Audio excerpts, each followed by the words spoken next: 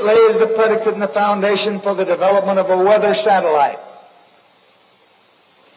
that will permit man to determine the world's cloud layer and ultimately to control the weather, and he who controls the weather will control the world.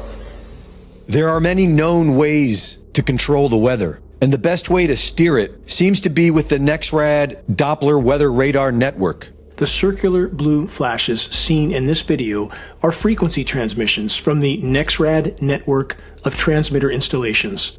The brighter the blue flash from a frequency transmission installation, the more pronounced and powerful the repelling effect on any air mass or storm in the vicinity will be. Where there are no blue flashes, there is no transmission, thus no repelling effect, thus no resistance for a migrating storm. Translation: a migrating storm will be hindered from moving toward frequency transmissions and will easily migrate in a direction with no transmissions. So again, I ask, was Hurricane Helene's path and behavior just an act of nature, or was it engineered? Whatever happened during Hurricane Helene, our own government is actively killing the victims of the flooding. We're in Nashville, and I saw 2 Air Force Helicopter 60s, and I knew they were PJs just looking at them. And I went up to them, like, hey guys, like, what are y'all doing? And like, this is what you need to be doing. This is how I'm finding people. And they're like, we can't go. We're waiting on Title 10 orders. And I'm like, what? They can't get any authority. There's military helicopters all over here sitting on the ground, and they can't do nothing. Even my JSOC boys in Fayetteville, they can't get orders to come out here. It is just the most disgusting thing, and they're killing these people. And I don't know why they're doing it. I don't know what kind of conspiracy. I've heard so many things, whatever you want to come up with, but they are literally allowing these people to fucking die in the mountains right now because we can't get helicopters. Not only is the government standing down, they are stopping others from helping. And there are even reports that the confiscated donations are being delivered to sanctuary cities.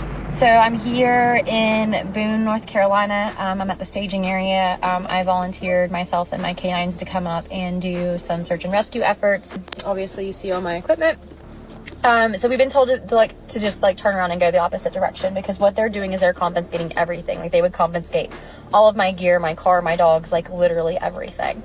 There are some people who have been tracking these FEMA agents and what they do with these supplies after. And these are people that are directly associated with the group that I'm volunteering with. And essentially what they're doing is they're taking these supplies to sanctuary areas for illegal migrants and giving it all to them.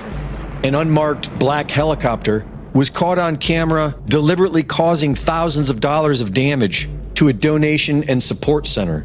The government is no longer trying to hide. They are now killing us out in the open. And the radical Marxists working at FEMA are not really concerned with most of the people. LGBTQIA people and people who have been disadvantaged already are struggling. They already have their own things to deal with. So you add a disaster on top of that, it's just compounding on itself. You know, the shift that we're seeing right now is a shift in emergency management from utilitarian principles where everything is designed for the greatest good for the greatest amount of people to disaster equity. We the people point out that they are killing us, and they complain that it's hurtful.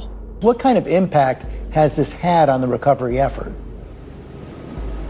It has a tremendous impact on the comfort level of our own employees to be able to go out there, but it's also demoralizing.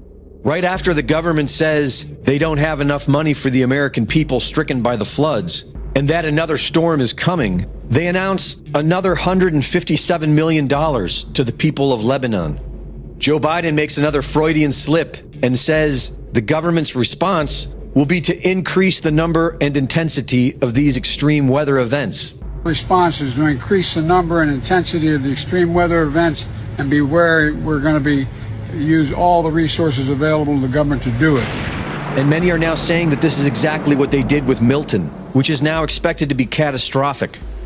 Reporting for InfoWars, this is Greg Reese.